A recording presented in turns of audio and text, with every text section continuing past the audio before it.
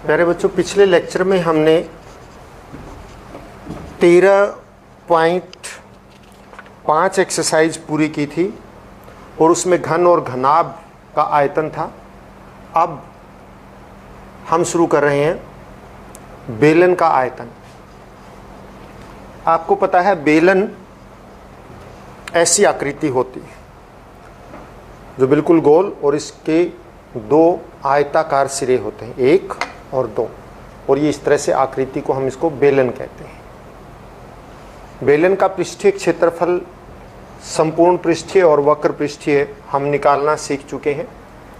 और अब हम बेलन का आयतन यानी बेलन कितनी जगह घेरता है, या अंदर की बात करें बेलन की तो बेलन में कितना स्थान होता है, उसमें कितनी वस्तु कोई आ सकती है, ये उसका आयतन है। अब बेलन का आयतन का सूत्र क्या है?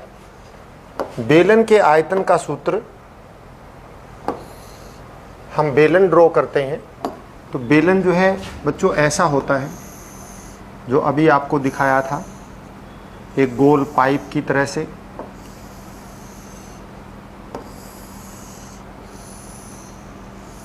आधार और ऊपर का सिरा बिल्कुल गोल होते हैं और इसकी त्रिज्या, ये आधार की ले लो जो ऊपरी सिरे की, ये त्रिज्या होती है, इसको हम r ले लेते हैं।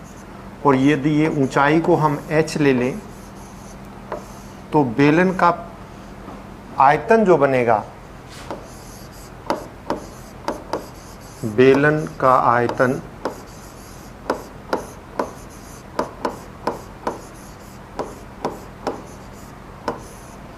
पाई त्रिज्या का स्क्वायर यानी कि r स्क्वायर और गुणा में ऊंचाई h, पाई r स्क्वायर h, ये बेलन का आयतन होता है। इसी पर आधारित अगली एक्सरसाइज है, और उस एक्सरसाइज से पहले 13.6 से पहले इसमें 2 उदाहरण हैं। आज हम वही 2 उदाहरण करेंगे। देखिए इन उदाहरणों में क्या दे रखा है। उदाहरण में दे रखा है कि किसी एक मंदिर के खंबे बेलनाकार हैं। आप देखिए ये खंबे जो दिखा रखे हैं ये बेलनाकार खंबे हैं, और यदि प्रत्येक खंबे का आधार 20 सेंटीमीटर की त्रिज्या का है, इस खंबे का आधार जो है उसकी त्रिज्या कितनी है? 20 सेंटीमीटर है।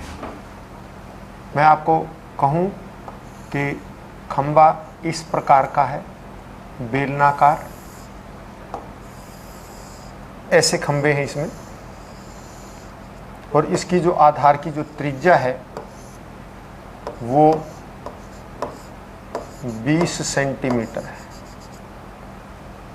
और इसकी जो ऊंचाई है 10 मीटर है। 10 मीटर मतलब 1000 सेंटीमीटर, क्योंकि 1 मीटर में 100 सेंटीमीटर होता है, इसलिए 1000 सेंटीमीटर हो गया। तो ऐसे 14 खंबे बनाने में कितने कंक्रीट मिश्रण की आवश्यकता होगी? आप देखिए खंबा जो है कंक्रीट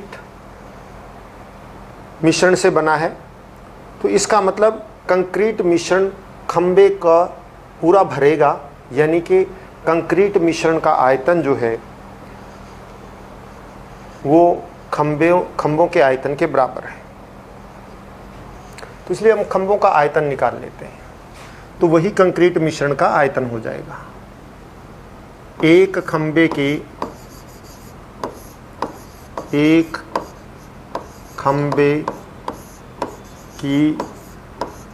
आधार की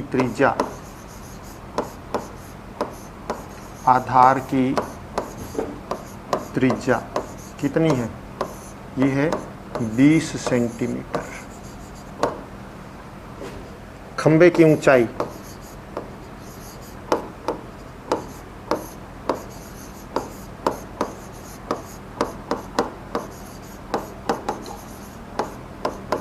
दस मीटर। हमारे पास 2 ऑप्शन हैं बच्चों, या तो हम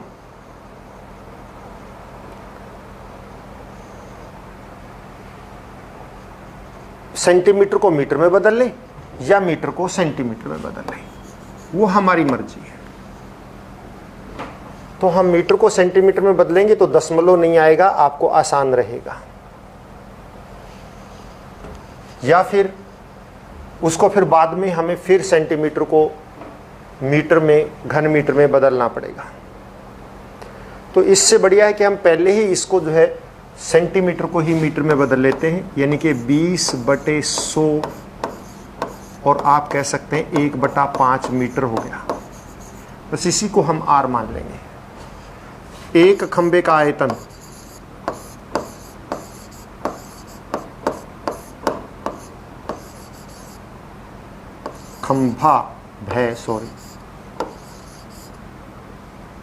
एक खंबे का आयतन क्या हो जाएगा, पाई आर स्क्वायर एच। पाई का मतलब यहाँ दे नहीं रखा तो 22/7, आर स्क्वायर मतलब 1/5 गुना में 1/5 और गुना में एच का मतलब 10। तो आप इसको यूँ कर सकते हैं 5 दूनी 10 और बस ठीक इतना ही होगा, सॉरी 5 दूनी 10, ये 5 नहीं कटा कहीं पे भी, तो ये हो गया 44/35 घन मीटर एक खंबे का आयतन। तो 14 खंबे बनाने, तो 14 खंभों का आयतन, 14 खंभों का आयतन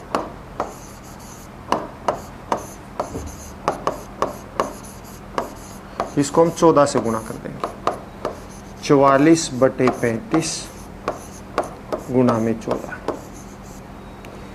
7 दूनी 14, 7 पंजे 35, 88/5,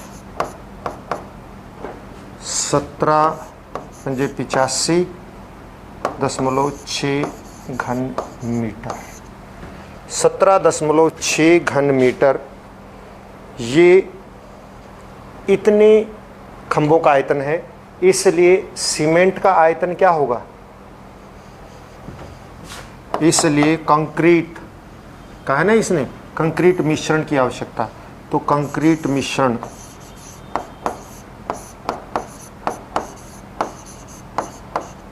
कितना हो गया, कंक्रीट मिश्रण बराबर है 17.6 घन मीटर। ये कंक्रीट मिश्रण हुआ, इतने कंक्रीट मिश्रण की आवश्यकता है। अब इसके साथ ही अगला सवाल देखिए क्या है। अगले सवाल में दे रखा है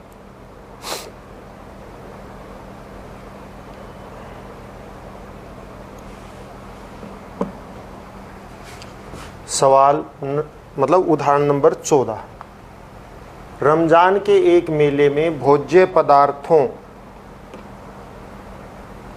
के एक स्टॉल पर दुकानदार के पास आधार त्रिज्या 15 सेंटीमीटर वाला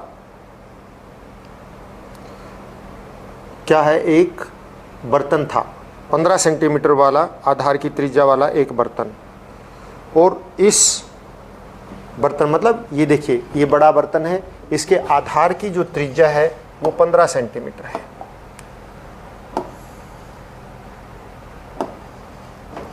ये आधार की जो त्रिज्या है, या ऊपर से लगा लीजिए चाहे नीचे से लगा लो, ये 15 सेंटीमीटर है।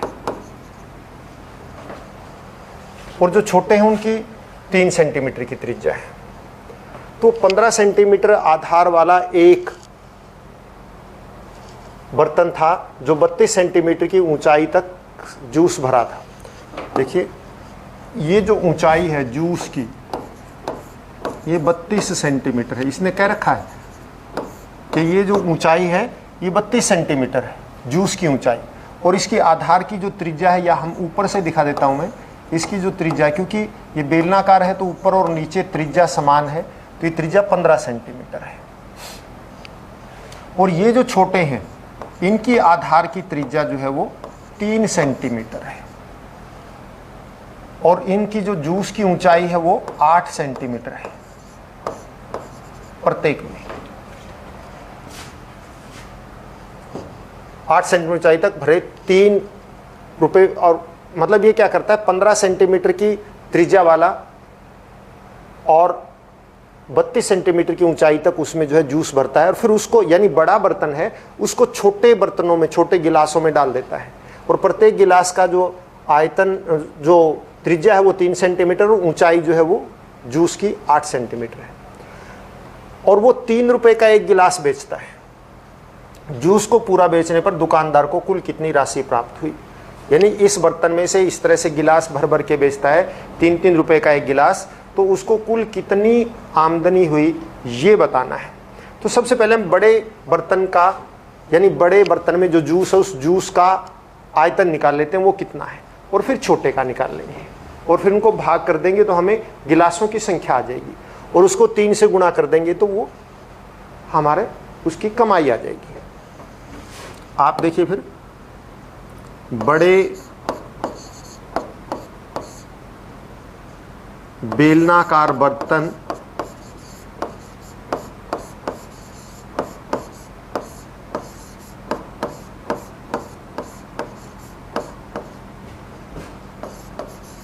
की त्रिज्या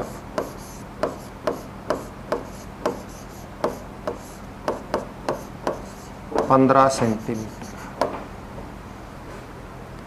जूस बर्तन में जूस की ऊंचाई कितनी है? 32 सेंटीमीटर। ठीक, तो इस जूस का आयतन निकालिए।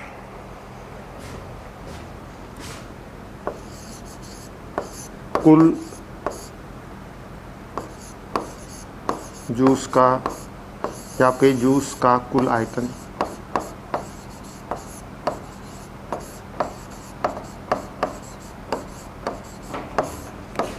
क्या हो जाएगा? पाई आर स्क्वायर एच।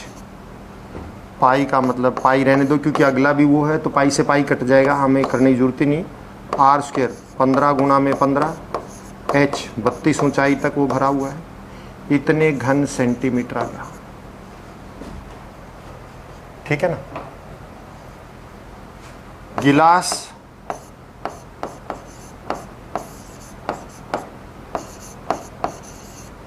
एक गिलास की त्रिज्या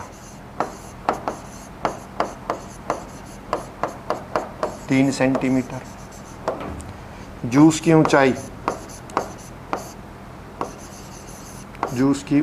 उसमें कितना भरा, कितनी ऊंचाई तक भरा हुआ है? 8 सेंटीमीटर। गिलास में जूस का आयतन, एक गिलास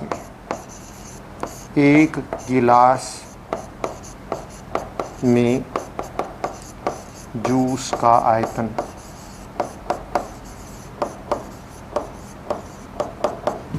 पाई आर स्क्वायर, यानी कि 3 गुणा में 3, एच गुणा में 8, इतने घन सेंटीमीटर। ये एक गिलास में है और ये कुल जूस है, तो गिलासों की संख्या आ जाएगी।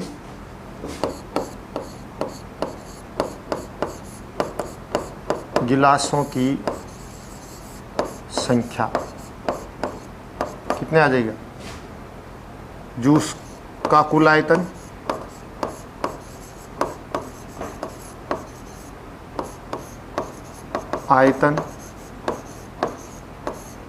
बटे एक गिलास में जूस का आयतन, एक गिलास जूस का आयतन। तो कुल आयतन कितना है जूस का? पाई गुणा में 15 गुणा में 15, कुल जूस इतना है। और एक गिलास में कितना है? पाई गुणा में 3 गुणा में 3 गुणा में 8। तो पाई से पाई कट गया इसलिए मान नहीं रखा था। 3 पंजे 15, ये 3 पंजे 15 और 8 चौके 32, ये आ गया 100। मतलब गिलासों की संख्या 100 आ गई। और तो कुल उसको जो है एक गिलास का मूल्य, एक गिलास जूस का मूल्य, एक गिलास जूस का मूल्य बराबर है 3 रुपए। तो 100 गिलास जूस का मूल्य, 100 गिलास जूस का मूल्य कितना होगा? देखिए रुपए किसके 3 गुना में 100, यानी कि 300 रुपये उस दिन उसने दुकानदार ने 300 रुपये का जूस बेचा। तो बच्चों ये दो ही उदाहरण थे और अगले लेक्चर में हम एक्सरसाइज शुरू करेंगे। घर पर रहें, स्वस्थ रहें। धन्यवाद।